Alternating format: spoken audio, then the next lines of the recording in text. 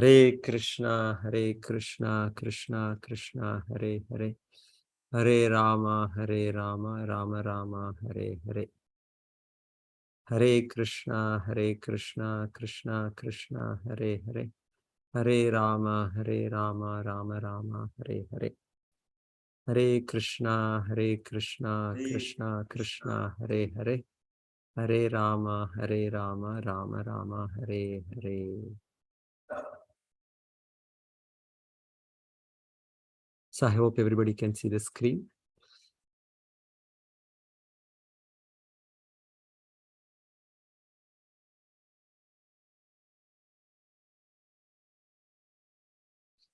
So today we are in chapter 4, Gnana Yoga, Yoga of Knowledge.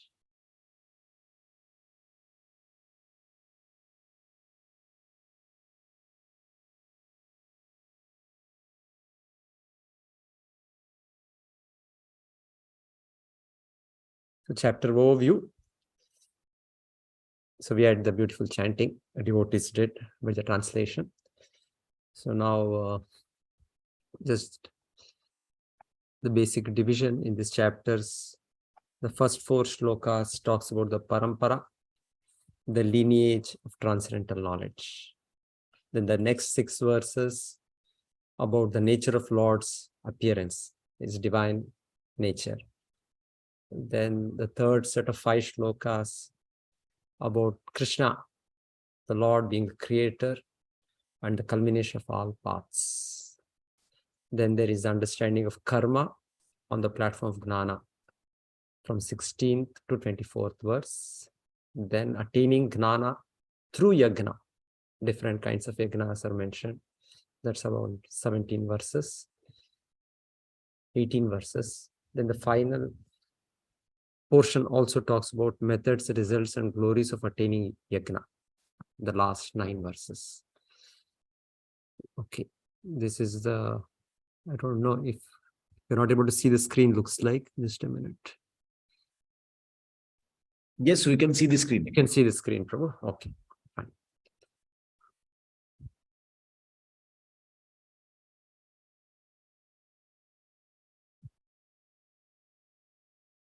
So this is Bhagavad Gita as it is, written by His Divine Grace, A.C. Bhaktivedanta Swami Prabhupada, Founder Acharya, International Society for Krishna Consciousness. What is so unique about this Gita?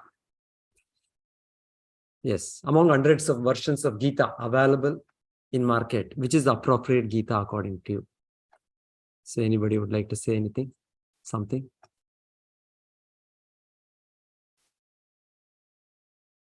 So many versions. So you see Bhagavad Gita, you go to a bookstall, then you inquire Bhagavad Gita. So they will ask you, which Bhagavad Gita? Bhagavad Gita is one. Everybody knows Bhagavad Gita is what is spoken by Krishna to Arjuna. But why people ask us, which Bhagavad Gita? When you go to any bookshop, anywhere. That is a general, the first question the person will say. So what does it mean, which Bhagavad Gita? Why this question? So which among those, which is the most appropriate, what, and why? So briefly, somebody can speak up.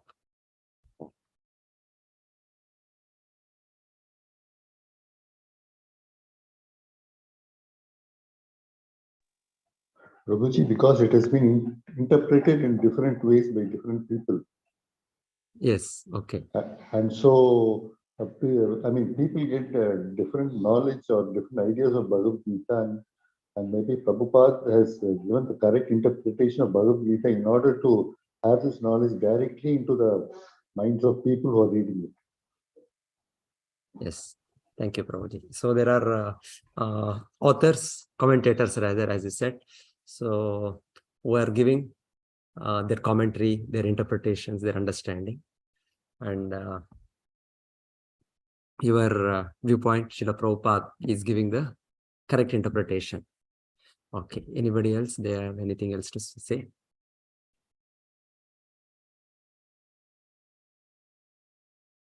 Yes, so many interpretations. So why this is the Bhagavad Gita as it is. Whenever the first time I saw this version also, I had heard about Bhagavad Gita, but as it is, it was looking little, what is this? As it is.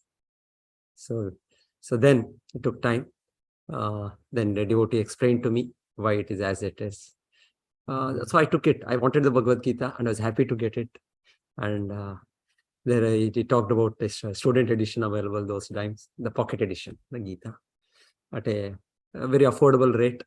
So when I wanted it, so I picked it up. So anyway, that was my first touch with the Bhagavad Gita as it is. But actual understanding what it is as it is took quite some time after that. So thank you, Prabhuji, Sadashiv Prabhuji.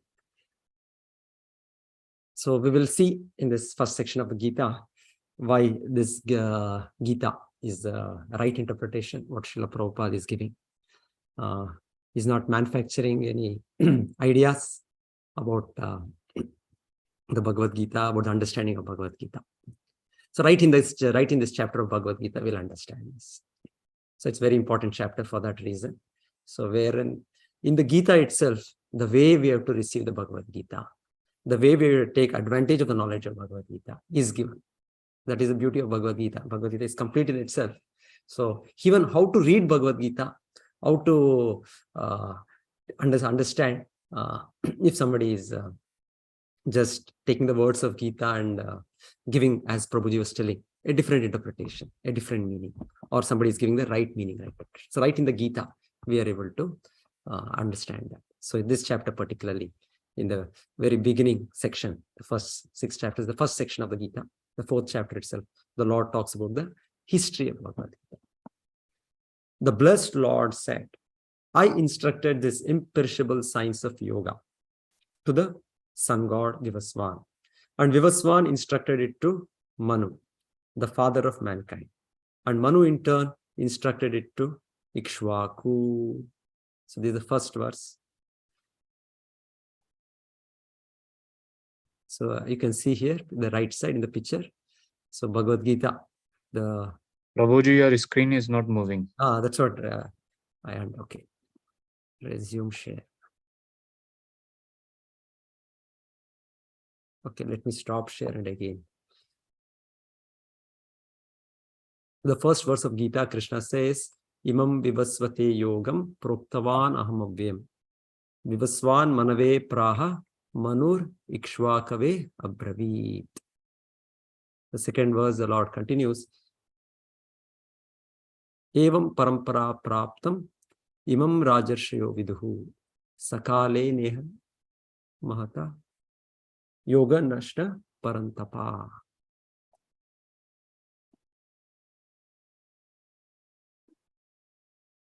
Now is it visible?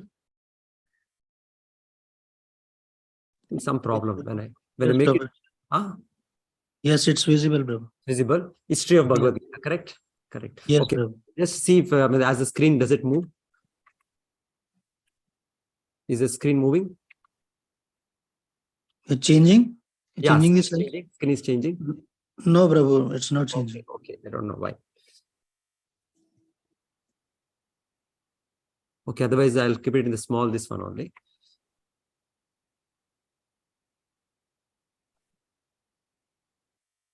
Okay.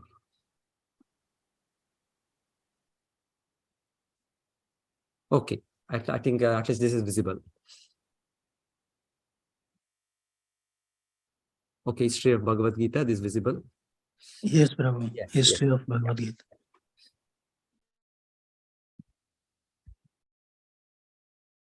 But the point is here, does it move here? I don't know.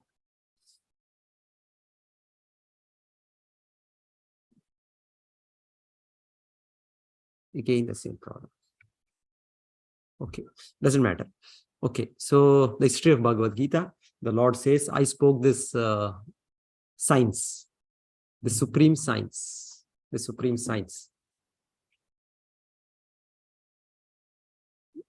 to sun god. So here we have in the picture, Krishna speaking to sun god, and then sun god speaking to his son Manu, and Manu speaking to Ikshvaku. The 4 personalities we see at the right side of the screen. So this is the history. So what are the importance of this history for us? Why it is important, this history? So then Krishna continues to say, this way it was coming down, one person after another. Over a period of time, this is lost. The science as it appears, as it is, appears to be lost. Sakale nehamata yogo nashtaha parantapa. Yes.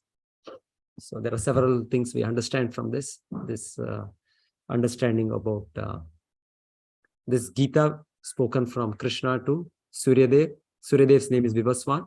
Vivaswan's son is Manu, after whom we have the mankind coming. Manu is supposed to be the first human being. The whole human race comes from him. So Manu. Then after Manu, it comes to Ikshvaku. Then Krishna said, from Ikshvaku Maharaj, it came down. Ikshvaku is the grand forefather of Lord Ramachandra. So he comes in this same dynasty. So from Ikshvaku, it came down further down. Then Krishna said, over time, this was lost. This understanding is lost. So here, the question is, we get understanding of the Guru, the qualifications of Guru. So in the beginning, the most important qualifications, there are two qualifications. Here, we get one qualification. So say somebody can explain what is that, what we are getting here. With this history of Gita being spoken by the Lord, the importance of bona fide Guru, how to identify a bona fide Guru. So we understand that. That is one understanding we get from this short history Krishna is talking. So anybody has anything to say here? How do you identify bona fide Guru? Because here Krishna spoke to Suryadev. So Krishna was the Guru of Suryadev. Then Suryadev spoke to Manu. Suryadev is a Guru of Manu. Manu became the Guru of Ikshvaku. So then over time, it was lost. So that means the further Guru who was supposed to train, somewhere it was broken. So what do we understand? What is inference for us?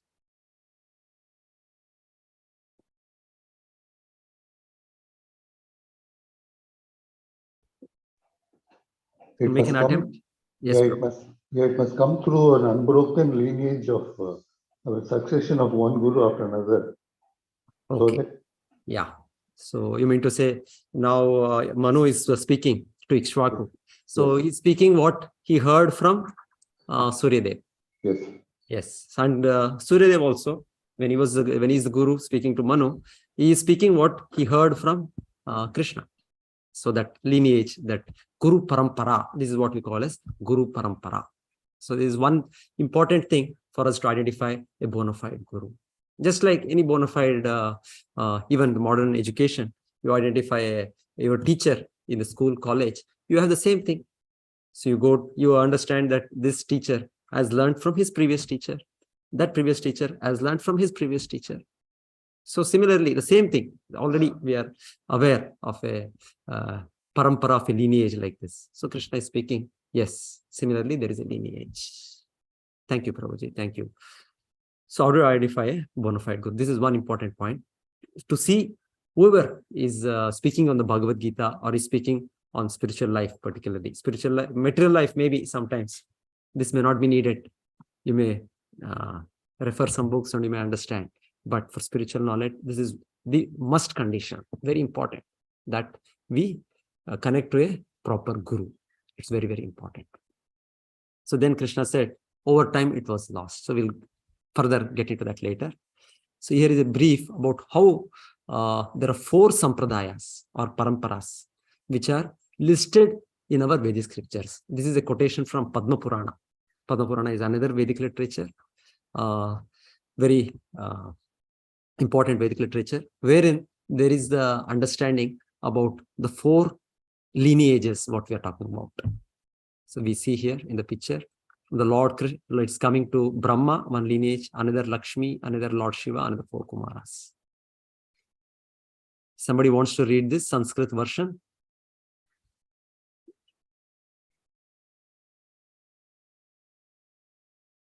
Sampradaya vihina ye mantraste nishpala mataha kalau bhavishyanti chatvara sampradayina chatvara sampradayinaha Shri Brahma Rudra Sanaka Vaishnava Kshiti Pavanaha chatvaraste kalau bhavya hyutkale Purushottamatmanaha kalo bhavishyanti. So this verse clearly says there are 4 disciplic successions or Guru Paramparas. One coming from Lord Brahma, another through Lakshmi ji, the third Lord Shiva, the fourth Kumaras. So these 4 are standard lineages, just like you have any college, any university which is recognized by a statutory educational body. In India, somewhere in the central government has made some statutory body, some educational thing, and they identify, they recognize a particular college, particular university. And then under that university, there will be so many colleges like that. So similar to that, you can see here, Lord Krishna, coming from Lord Krishna in the Vedas, it is said there are 4 disciplic successions: Brahma, Lakshmi, Shiva, and Kumaras. And it is also given, interestingly, in this Padma Purana, the further quotations, who are the prominent acharyas, prominent teachers who will be visible or who will appear in this Kali Yuga. So their names is also given. It's very, very interesting how great, how wonderful is Vedic scriptures, wherein there is a prediction about the future. Because this Padma Purana was written by Vedavyasa 5,000 years back, but it already predicted the appearance of these 4 great personalities. We know historically as Madhvacharya, Ramanujacharya, Vishnu Swami, and Nimbarka Acharya. So they are the prominent acharyas in these 4 lineages. They're also called the founder acharyas of these 4 lineages for the present time. They revived, re-established the principles of Dharma, these 4 great acharyas. So what we have to take from this is, now, any bona fide speaker on the Bhagavad Gita, any commentator on the Bhagavad Gita should connect himself to one of these paramparas. He should have got training from these any one of these 4 paramparas. That is the condition. We immediately understand he is bona fide guru. The person is authorized to speak on this Bhagavad Gita or speak on the Vedic knowledge. So coming to Srila Prabhupada, our founder Acharya, who wrote this Bhagavad Gita as it is. So he comes in this Brahma Madhva Gaudiya Sampradaya. These are the list of the acharyas. If you have the Bhagavad Gita as it is, in the last page of the introduction, you can see the complete list from Krishna to Brahma, the Brahma Sampradaya. Then from Brahma, it comes to Madhvacharya. No. Before that, it comes to Narada. Narada is the son of Brahma. Then from Narada, it comes to Vedavyasa. After Vedavyasa, it comes to Madhvacharya. That's why it's called Brahma, Madhva, and then continues to Chaitanya Mahaprabhu. You find Chaitanya Mahaprabhu here. Yes, Lord Chaitanya. After 22nd, you'll find Lord Chaitanya. So then further on, the Goswamis, it comes. So that's why it's called Brahma, Madhva, Gaudiya Sampradaya. Gaudiya, Chaitanya Mahaprabhu comes in Bengal. So his disciples, the Goswamis, continued this lineage. So it becomes Brahma, Madhva, Gaudiya branch. That's how it is explained. So what Srila Prabhupada is telling us, is making us understand in this Gita, is what he has received, understood from his Guru, Bhaktisiddhanta Saraswati Thakur. Bhaktisiddhanta Saraswati Thakur is speaking the same truth, what he has learned from his Guru, Sri Gaurakrishna Das Maharaj. So as you go back, you get the same knowledge, what Krishna is speaking in the Bhagavad Gita. There is not a 0.000001% change. That is the authority when the knowledge is received in a standard way. That's why Srila Prabhupada, the Acharya, being an Acharya, he had he wrote it as it is, very clearly identifying the version. Because when he started preaching, when he went to the West, he was preaching in India also. So India, at least we have so many versions, so many disciplic successions, some commentaries available. But in the English language particularly, which is the language of the world today, so many interpretations, so many editions have come up.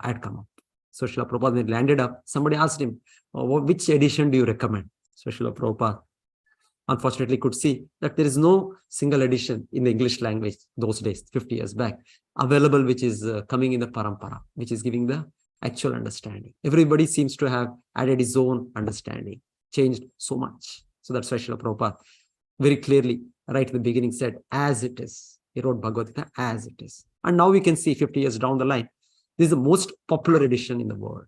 world's largest read version of the Gita. So even by the result, phalena parichayate, we say, over time, everything shows by the result. So Srila Prabhupada wrote the Bhagavad Gita as it is. It is the one which is read, which is recommended, which is understood, which is followed by the people around the world.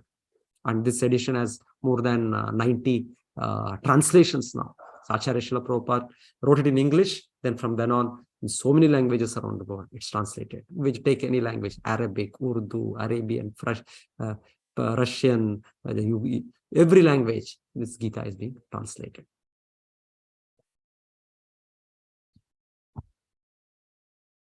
So these are the next Acharyas after Sri Chaitanya Mahaprabhu, the Shad Goswamis. Rupa Sanatana, Raghunath Bhatta, Raghunath Das, Jiva Goswami, Gopal Bhatta Goswami.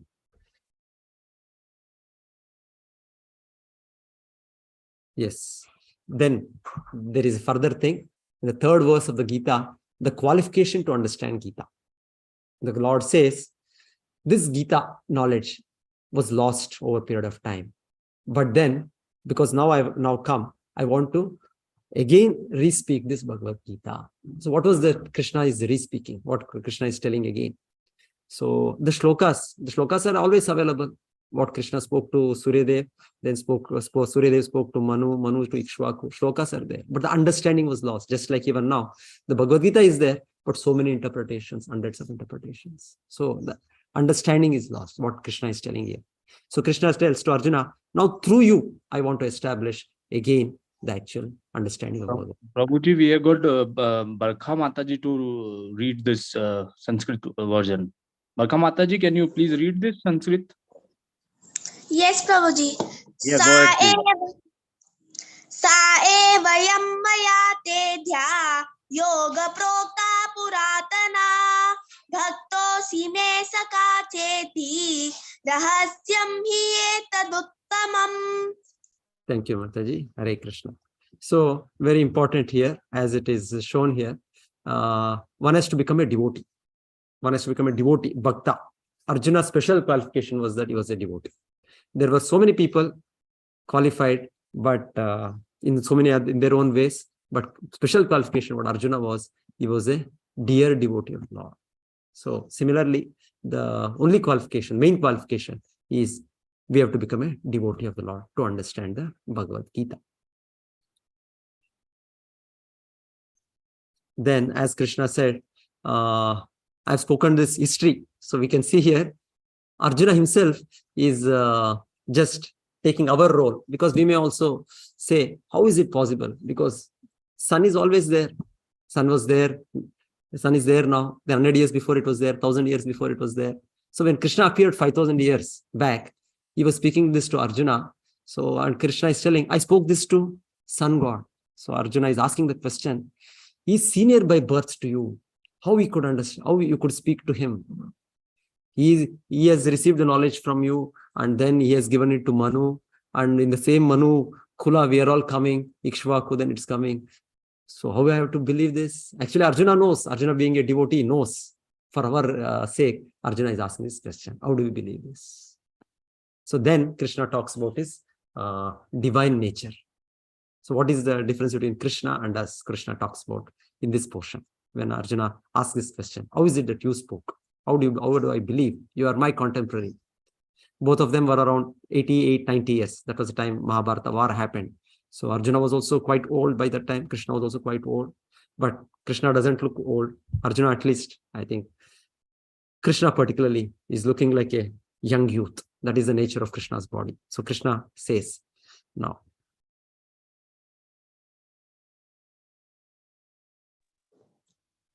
Yes. Arjuna vacha aparam bhavato janma param janma vivasvata katam metad vijaniyam tam madav proktavannidhi. Yes. The sun god Vivasvan is senior by birth to you. How am I to understand that in the beginning you instructed these signs to him? Yes. So Arjuna is asking this question. So just a rough analysis, understanding of how much many years before this Bhagavad Gita, Krishna must have spoken to Suryadev. How many years? So now 5,000 years, we are having the version. Krishna spoke to Arjuna, the Gita, the present version, what we have. But before this, Krishna is telling, I spoke this to Suryadev. How many years it must be? So anybody Close wants to take a two guess? lakh 50,000 years. 250,000 years. Any reason to support their conclusion, Prabhuji? No, Prabhuji, I don't definitely know it. But Just- very old. You are telling it's old. Okay, 250,000 years. Okay. Anybody else wants to say? Because people today have this understanding from the modern historians, modern science, how when the human race started, how Homo sapiens evolved. Before that, there was some Homo erectus, Homo this, so many things, so many big books, big research has been made. So people have so many idea about the history of human race. So anybody wants to take a guess? How many years?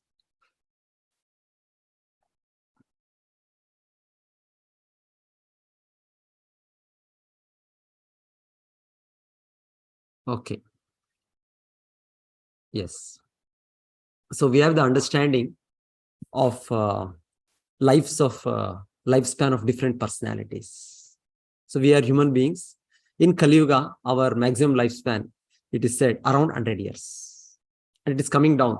Our forefathers used to live, some of them used to live 120, 130 years with a strong body. But now the times have changed. So lifespan is coming down. It is said at the end of Kali Yuga, people hardly live for 20 to 30 years. That's a prediction. And previous ages, lifespan used to be much longer.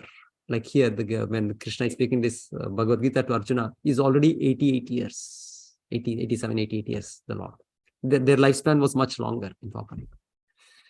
So we have here different time scales, and seeing from the viewpoint of Brahma. Brahma is the creator of every universe. Brahmanda, Brahma creates. So it is said here, if you see at the top, his day in the Bhagavad Gita we have in the 8th chapter, one day of Brahma is being spoken as equal to 1,000 of this Divya Yugas. So there is this understanding. If you, from the small, maybe we can go from the smallest unit, I think. Kali Yuga at the right hand down corner, you can see 432,000 years. So we have just begun, 5,000 years we are into it. Then there is Dwapara Yuga, twice duration, 864,000. Treta Yuga, 3 times. Satya Yuga, 4 times. So we add up all these 4 things, it comes to what is called one Divya Yuga. Sahasra Yuga Paryantam. So Krishna talks about thousands of that Divya Yuga making one daytime Brahma. So that comes to 4.3 million years. 4.3 million, 43 lakh years. And such one Divya Yuga, 71 of such cycle makes the lifespan of one Manu. So that's why it's called Manvantara. So you can calculate that comes to 306 million years. Such 14 Manus live in a day of Brahma. 14 Manus, Manvantaras. So when you calculate, it comes to 4.32 billion years. And that is the daytime of Brahma, the 12-hour duration. Similarly is the night of Brahma. That is why it is said here, there is a partial creation every day of Brahma when he wakes up. There is annihilation when he sleeps. So anyway, so we understand the time scale, the relative time scale. The time is not, it is the time for everybody. Every planet is different.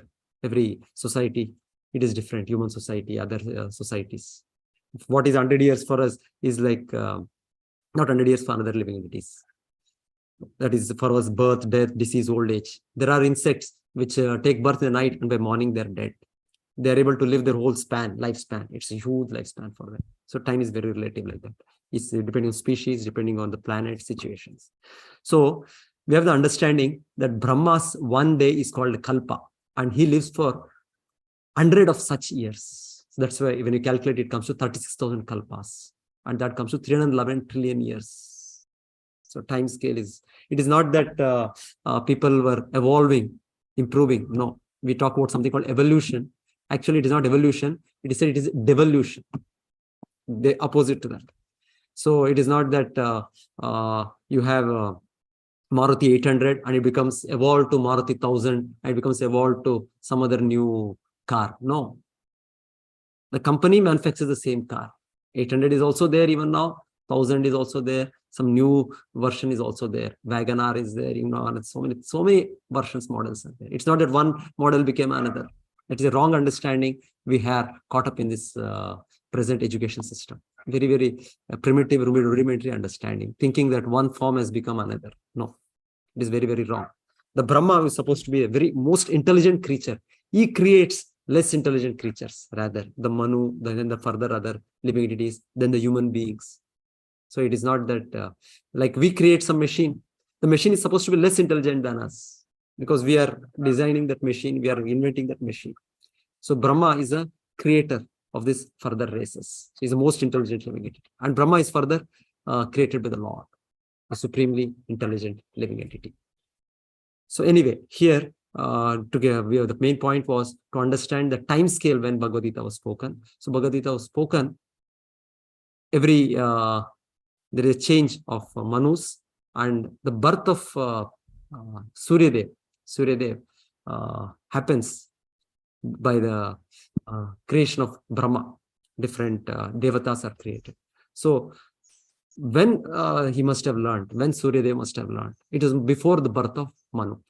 Because generally in brahmacharya, in the student life, this knowledge is being given in the Vedic times. So Manu's present Manu time scale is the son of Vivaswan, the 7th Manvantara, where we are situated.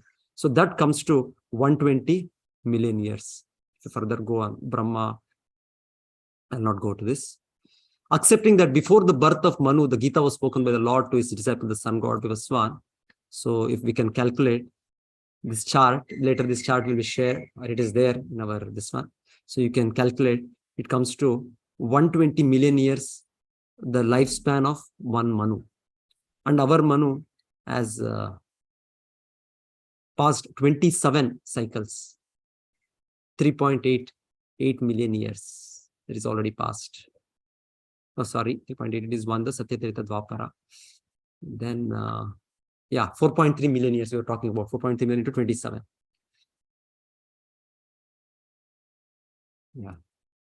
Yeah. So this is another quotation in the Mahabharata which talks about this time when Vivaswan spoke to Manu, Manu spoke to Ikshvaku, and Ikshvaku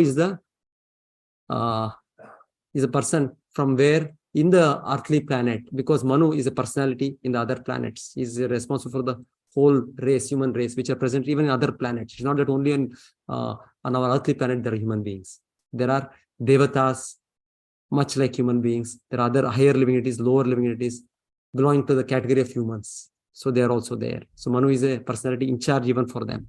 So that's how it is said here. Ikshvaku being the ruler of the earth. So at least he started ruling 2 million years before. So that was when this Gita has come to earth. The recent version. It's not that Gita is there in earth only for 2 million years. The recent version.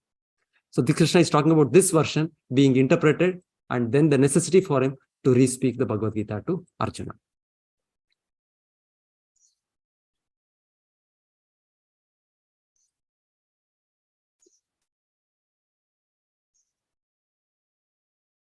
So yes, the Lord talks about his divine nature now.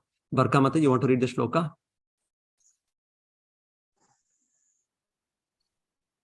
Shri Bhagavanuvacha Bahuni me vyatitani Janmani tava charjuna Tane ham veda sarvani Natvam veda parantapa. Yes, the Lord is saying, many births both you and I have passed. I can remember all of them, but you cannot, O subduer of the enemy. So many births, Krishna is telling, I and you. So Krishna, whenever Krishna comes, Arjuna also comes. Being his eternal associate, his eternal friend. So he keeps coming. He keeps company with Krishna, whenever Krishna comes, wherever. But Krishna says, I remember them all, but Arjuna, you don't remember. So why it is like that? Why Krishna remembers, why Arjuna is not able to remember? So Krishna explains this. Although I am unborn and my transcendental body never deteriorates, and although I am the Lord of all sentient beings, I still appear in every millennium in my original transcendental form. So just like you see here the picture. So when Krishna was taking birth as a son of Vasudeva and Devaki, he immediately showed himself as a four-handed Narayana. So any child taking birth like that, appearing in full adult form, wearing dresses, jewelry, garlands, is it possible? So Krishna is not an ordinary person. So he showed right at the beginning of his appearance, birth. That's what we have in the Bhagavatam, the explanation how Vasudeva and Devaki were offered beautiful prayers. Then the Lord accepted those prayers. Then he ordered them, take me to Vrindavan. And he transformed himself to a small baby form. So that's what we see here. So Krishna's body is not a body like us. So when does Krishna appear? Whenever and wherever there is a decline in religious practice, O descendant of Bharata, and a predominant rise of religion, at that time I descend myself. So it is important, just like wherever the government, it sends some special troops. There is necessity whenever there is a emergency, whenever there is some disobedience of the established law. And sometimes the president himself visits the place. Previously, kings used to do that. That was the times they should personally intervene. So that's how Krishna also appears to establish dharma, to vanquish the demoniac. So Krishna says, I come again and again to do that. So Krishna is telling, I'll come again and again. So what are the different incarnations? There are so many multi-incarnations, but 10 incarnations are very famous. Somebody can talk about them, can list them, the 10 incarnations. In the Gita, Krishna is telling, I come as an avatar, as an incarnation. So Dashavatar, somebody wants to name them? Barka Mataji, you want to name what are the 10 incarnations? Yes, Malsya, Kurma, Varaha, Narasimha, Vamana, Parashurama, Sri Rama, Balarama, Sri Krishna, Kalki. How many you told? You told all the 10? Yes, Prabhuji. No, you missed something. Buddha you missed, no? Correct? Buddha, I didn't hear from you. Kurma, yes. Matsya, yes. Varaha, yes. Narsimha, Vamana, Parashurama, Rama, Balarama, Kalki, and then there is Buddha also. Buddha is also an incarnation. The 10 incarnations which have become famous, they are called Leela avatars of the Lord. The Lord's various incarnations are there. Some are called Manvantara avatars, some are called Guna avatars, some are called Purusha avatars, some are called Yuga avatars. There are very many categories of incarnations. So this 10 incarnations are primarily, they are called the Leela avatars. The Lord appears and he displays his wonderful pastimes, attracting all of us to him. So his wonderful Leela.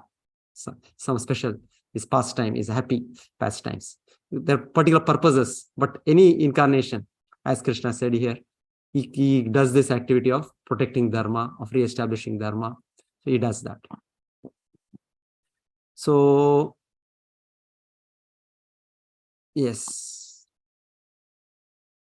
So any another question? So Krishna is telling yuge. He said, Sambhavami yuge. Yada yada dharmasya glanirvavati bharata abhyuttanamadharapsya tadatmanam sujamiham paritranaya sadhunam vinashaya dushkritam dharma samsthapanarthaya sambhavami yuge. So does Krishna appear in Kali Yuga also?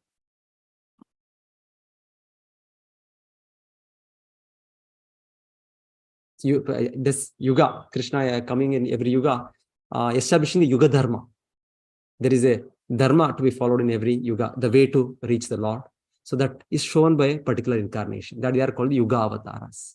So the particular Yuga Avatara for Kali Yuga is Sri Chaitanya Mahaprabhu. So Lord Chaitanya, we saw in the Guru Shri Parampara, the Lord coming as a devotee, as an Acharya. So he is also the Lord himself. Namo Mahavadanyaya Krishna Prema Pradayate Krishnaya Krishna Chaitanya Namne Gauratvishe Namaha. There are n number of quotations in the Vedic scriptures which conclusively tells that Lord Chaitanya is the incarnation, is Krishna himself. Krishna Varnam Tvisha Krishnam Sangopangastra Parshadam Yagnai Sankirtana Prayer Yajantihi Sumeda Saha.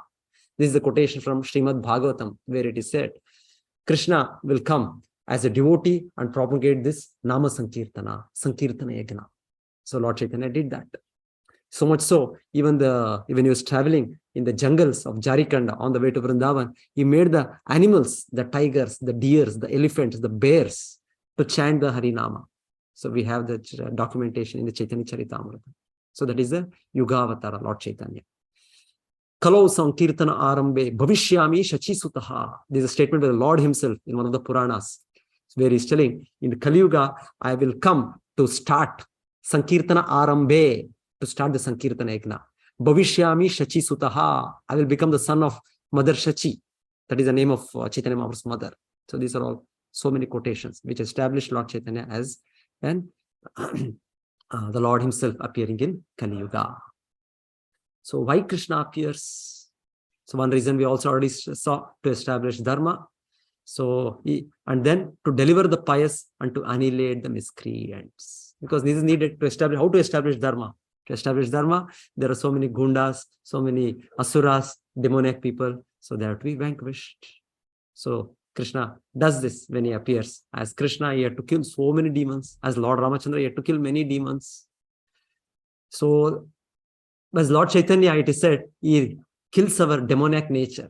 If we actually introspectively see each one of us, we are so much under the grip of material nature, grip of the senses, under Maya. So we do not know what is the purpose of life. So we are all having these demoniac tendencies.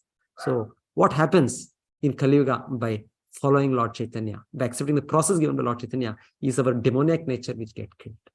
And we revive our divine nature. Of course, there is an instance when Lord Chaitanya wanted to kill Jagai Madai, but Lord Nityananda, he forbade. He said, my Lord, not in this incarnation. Your incarnational purpose is different. Your purpose is to deliver the living entities. So reminded Lord Chaitanya and stopped the activity. Otherwise, Lord Chaitanya would have killed Jagai and Madai.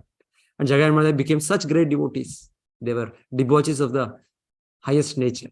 They were, though born in Brahmana families, they had degraded themselves into such a low level of sinful activities, meat eating, intoxication, illicit sex, gambling, plundering, like this. So Chaitanya Mahaprabhu delivered them.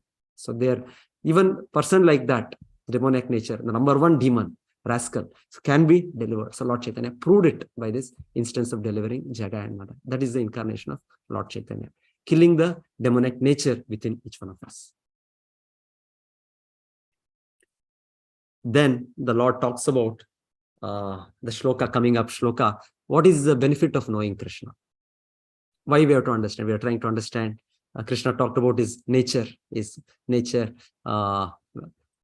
nature. Why we are trying to understand about Krishna's divine nature? What is the importance? That we understand in the coming verse. Anybody wants to say? Anybody wants to, as is a understanding, what is the benefit of knowing Krishna?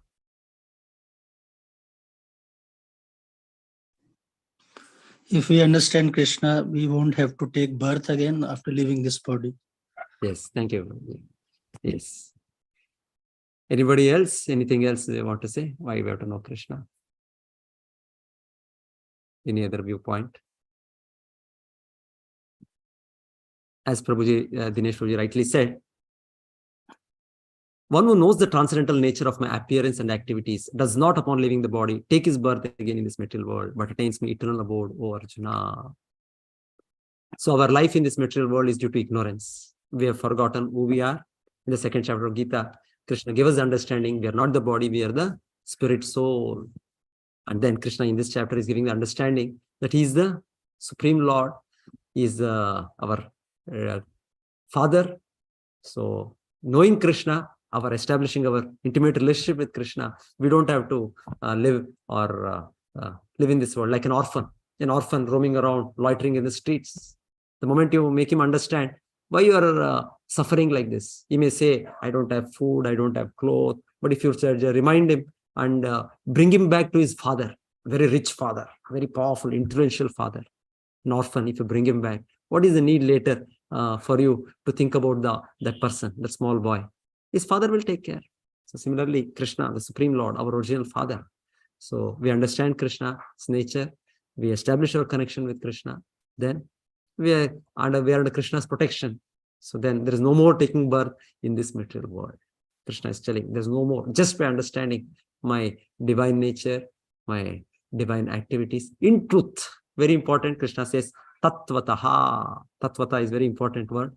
Not just understanding Krishna superficially. Oh, Krishna appeared as a historical person and as a politician. Not that kind of an understanding. Understanding clearly as is spoken here in the Bhagavad Gita, spoken in the Vedas, as is understood following the Acharyas. That is real understanding of Gita, of Krishna. So if we can understand clearly Krishna without any our misinterpretations, then Krishna says, you will reach me. You will achieve the goal of life. People are talking about liberation, solution to all problems, so many things. But the real thing will happen when we understand Krishna, and then all the problems for all the times eternally is solved. So to understand difference between Krishna and us,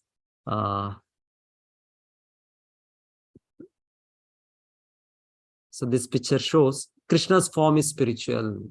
That is why, as a child, he could appear as 400 Narayana. As a child, he could kill Putana. As a child, he could lifted Govardhan hill. So Krishna's form is not form like ours, made up of 108 elements or so many compounds or some, we say, Bhumira Apo Analo Vayu. Yes, Krishna's body is not like that. Krishna's body is spiritual. Sachidananda. Sachidananda. Ishvaraha Parama Krishna Sachidananda Vigraha. So his form is spiritual. It is permanent. It is not going to be vanquished. Our body, material body, is temporary. It is going to be vanquished. And Krishna is the controller of Maya. The material nature, we know material nature, very, very powerful. The laws of material nature. The Maya Devi, she is controlling. So Krishna controls that. We are controlled. Just like government, it frames the laws. It is the lawmaker. The king or the president is supposed to be the lawmaker. So you cannot, unless they are till the time they are in the post, even the modern law, you cannot punish them. It's very difficult. They are immune. The governors are immune. The president is immune, like that. But these are all temporarily put to the post. But the Lord is actually the lawmaker, is the original controller.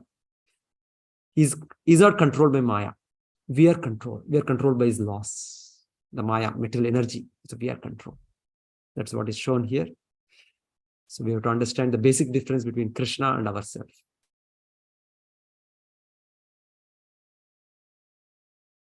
Being free from attachment, fear, and anger, being fully absorbed in me and taking a refuge in me. Many, many persons in the past became purified by knowledge of me, and thus they all attained transcendental love for me. So what is inhibiting us is our own contaminations in the material world. Kama, Krodha, Lobha, Moha, Mada, Matsarya. So once this is away, then automatically our love for the Lord is awakened.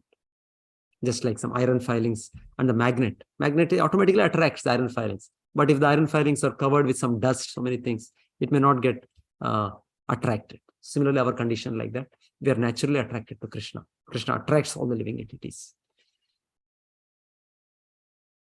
So then this important verse, how Krishna reciprocates. Actually, Krishna is the one who is controlling, who is satisfying, taking care of us. But sometimes we recognize, sometimes we don't recognize. Mameva ye prapadyante mayam tam taro tarantite. So Krishna, okay, not that. Mama ye prapadyante mayam etam. No, sorry. Etam mam prapadyante tam stataiva bhajamyaham.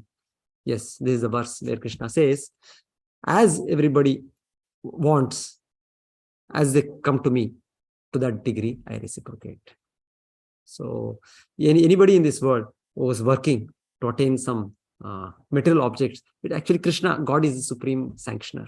Not even a blade of grass moves without his sanction. So he is the one who is giving. They may know, they may not know, but Krishna is the one who is awarding the fruits of all activities. And somebody wants the spiritual knowledge, that is also given by Krishna. They are struggling, they are toiling to attain knowledge about spirit, soul, about so many objects in this world, the material science, spiritual science, whatever. Krishna is the one who is giving them the knowledge. Sarvasya chaham rudhi sannivishta matha smritir gnanam apohanam cha. In the Gita, you will find in the 15th chapter, Krishna is telling, I am the person as Paramatma who is giving the knowledge. So even a person, a knowledgeable person, the gnana is acquiring from Krishna. And whatever somebody does the activity, the result is given by Krishna. The karma phala is given by Krishna.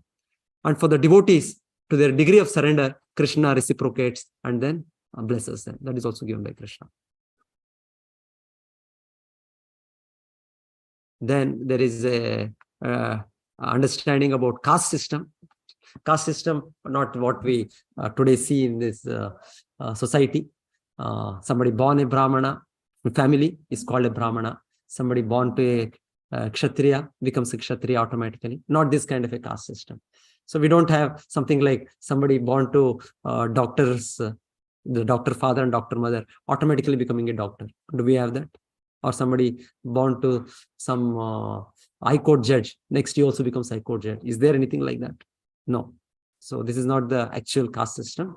The actual caste system, as given in the Vedas, as confirmed in the Bhagavad Gita. We see here the shloka.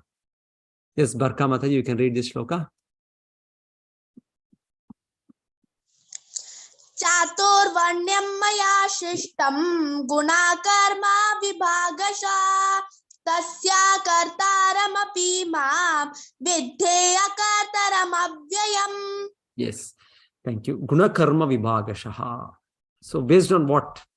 The four classification, Brahmana, Kshatriya, Vaishya, Shudra, based on what? So Krishna clearly is telling guna and karma. Guna.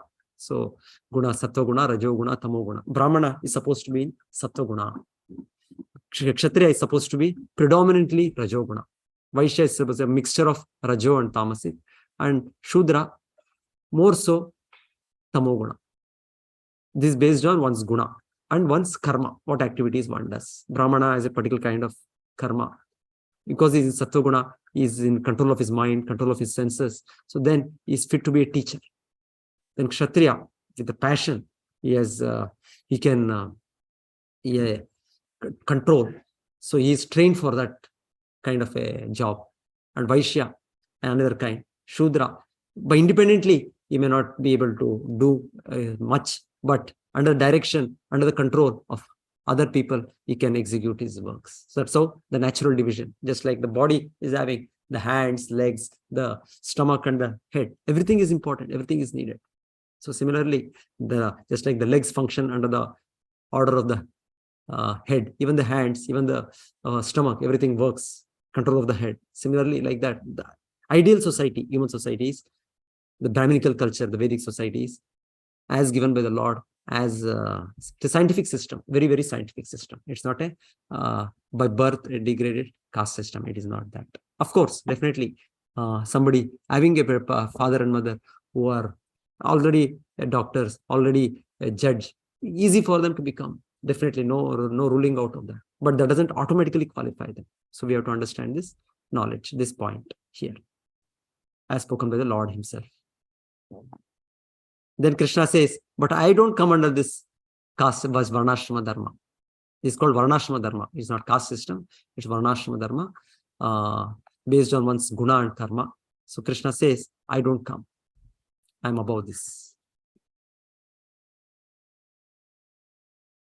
There is no work that affects me, nor do I aspire for fruits of action. One who understands this truth about me also does not become entangled in the fruitive reactions of work. Krishna is supposed to be here doing some Vaishya job, taking care of cows. Sometimes he's doing the work of a charioteer to Arjuna, a kind of a Shudra job, we can say, or Kshatriya job, trying to kill Bhishma. And then he's trying to do some honor Sudama or Narada, what we can see here, as a grostha, as a householder. So Krishna is not required to do, but still Krishna does it as an ideal personality to set an example for us. But he doesn't get affected by all these karmas. Then the next section, as we were hearing, the section about the action, inaction, and forbidden action. Akarma, vikarma, and karma. Karma is any activity, this is a reaction. Can be positive, can be negative. The punya karma, it is called as karma.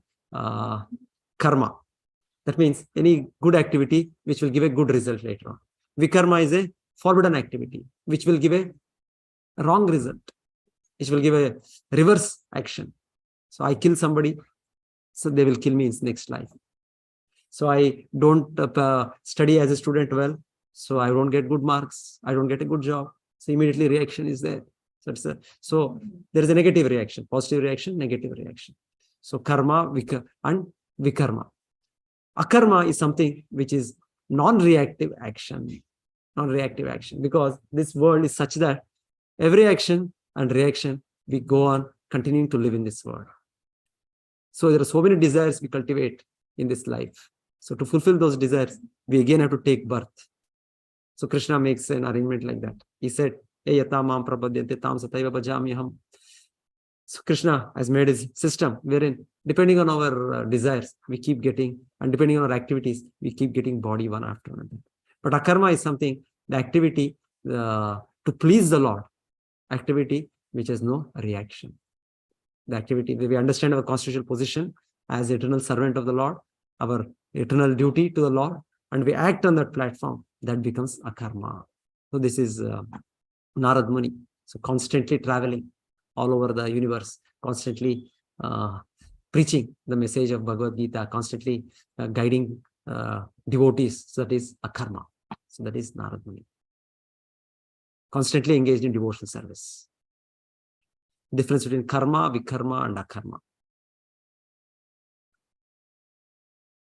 So akarma is not properly understood. People generally think bhakti is also one of the methods. No, bhakti is akarma. So many methods, so many religious rituals come under the category of karma. You do that activity, that puja, you will get some result, you get some blessing, you get some punya. That is karma. But bhakti, the activity to please the Lord, is not even karma, not even punya karma. It is akarma. It is akarma which will finally take us to the spiritual world, which will bring us to our original constitutional position, our relationship with the Lord. So bhakti, the activities of bhakti are akarma. Looks like activities. In bhakti also, we are also running here, running there. We are also doing so many things. But these activities have no reactions. These activities are liberating us from this cycle of birth and death. This karma and vikarma cycle. It is liberating us. So not just doing karma. Of course, rather than doing vikarma, doing karma is good, a punya karma. But that is not full stop. We have to progress further. Better to do akarma. So Bhagavad Gita is teaching us the techniques, the art of doing akarma, the bhakti, which is akarma activities. So how do we gradually progress in devotional service? The bhakti. The bhakti starts from faith. Just like we are now trying to understand Bhagavad Gita. So we are all interested. Oh. So with that faith, oh, there is something great in Bhagavad Gita. We are trying to understand. Then as we understand, we make friendship with devotees.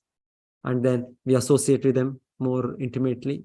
Then we learn the practices of bhakti. We take diksha. Then as we follow these practices, it is said, so many unwanted things which are not required. So we see ourselves addicted to so many things of sense gratification. We see as we practice these elements of bhakti, chanting the Lord's holy names, reading the scriptures, then we see all these unwanted bad habits, things are going. That is called anartha nivritti, the fourth stage. Then it goes to more strong faith. Whatever the doubts were there in the beginning, that will all be gone. That is a nishta. Then the further, the practices becomes very happy, very jolly. The chanting the Lord's names, hearing about the Lord, whatever the practices, the bhakti yoga practice, there is a great taste in that. That is called ruchi. And then it goes to asakti, then bhava, then prema. The prema. Prema is the ninth stage when one actually can even see the Lord. So it is not the Lord is some theory, no, but we have to qualify ourselves to come to this ninth stage. Some people say, I saw Krishna, I saw God. No, it is not like that. So somebody has to see Krishna, he has to come to ninth stage. Ninth stage, Shraddha, Sadhu Sangha, Bhajana Kriya, Anartha Nivritti, Nishta, Ruchi, Asakti, Bhava, Prema. So that is a stage when one actually can see the Lord eye to eye. Moment to moment, somebody can see. So these are all how we progress in Bhakti Yoga. Yes, one more important verse in this chapter. So we are not going through so many methods of the yagnas. In the second level of Gita study, that will all be taken up. But in the first level, we are not going to that. But one important verse at the end of this chapter, very important verse, to complete the understanding of how to receive knowledge. So we started with the qualification of a bona fide guru in the beginning of the chapter. Krishna explaining the history of Bhagavad Gita, we understood the importance of Gurushya Parampara. There is one more point for a guru, which we understand in this shloka.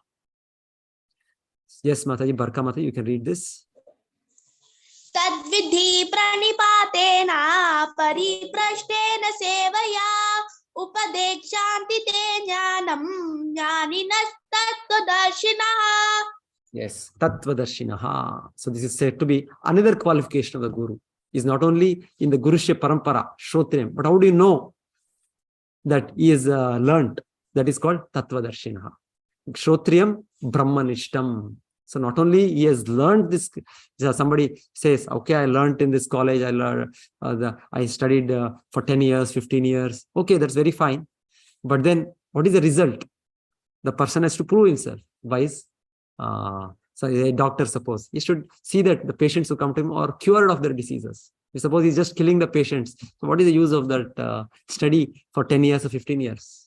Similarly, a guru is not only heard from his teacher, but then he is a tattvadarshi. He is able to see the truth. He is realized. Himself is realized. There are no more doubts in him. So Srila Prabhupada, Acharya, devotees, as they met him, they saw this person is not just speaking theory, as we generally speak. We hear some, but he is a person who has absorbed, assimilated, is living on the truth. He is seeing that absolute truth. So that is called Tattvadarshinah. It is no longer just a maybe, might be like this, not like that. For a spiritual master, for an Acharya, everything is darshan, everything is truth. Everything, the truth is visible to him like that. That's why it's called Tattvadarshinah. So we have to approach such a person as a disciple to get right knowledge, to get the right understanding. We have to approach an Acharya, as in the beginning of the chapter it was told, in the Gurushya Parampara, and the last word it said, Tattvadarshi, who is self-realized. So how do we approach? We approach with a lot of humility. Not that, okay, I'm such a great person, I'm such a knowledgeable person. No. So we are very teeny living entities. With a humble attitude, we approach the Guru and then serve the Guru. Then we get this understanding very, very clearly. Just like you want to cure your disease, you go to a doctor. You don't go to Guru for this, curing your disease. That is not meant for that. Or if you go to a panwala, that is not the way you can correct your any machine. Suppose some mobile is not working. You cannot go to panwala. There is a particular person for that. The mobile repair shop, the expert is there in that. You approach him, he will solve this mobile, your issue. So like that, for spiritual knowledge, to get the spiritual knowledge, tadvidhi, tadvignanam. It is said tadvignanam. Spiritual knowledge means the knowledge about who I am, who is the Lord, what is this material nature, why I am in this material world, what is the purpose of my life. So to get the spiritual knowledge, that higher knowledge, not the material knowledge. Material knowledge, there are so many so many ways to get. But spiritual knowledge, to get the spiritual knowledge, to get the we have to approach a guru who is in the Guru Shishya Parampara, a guru who is understood, realized this Tattvadarshina. Not anybody having some so-called qualifications materially. No. It is a spiritual qualification.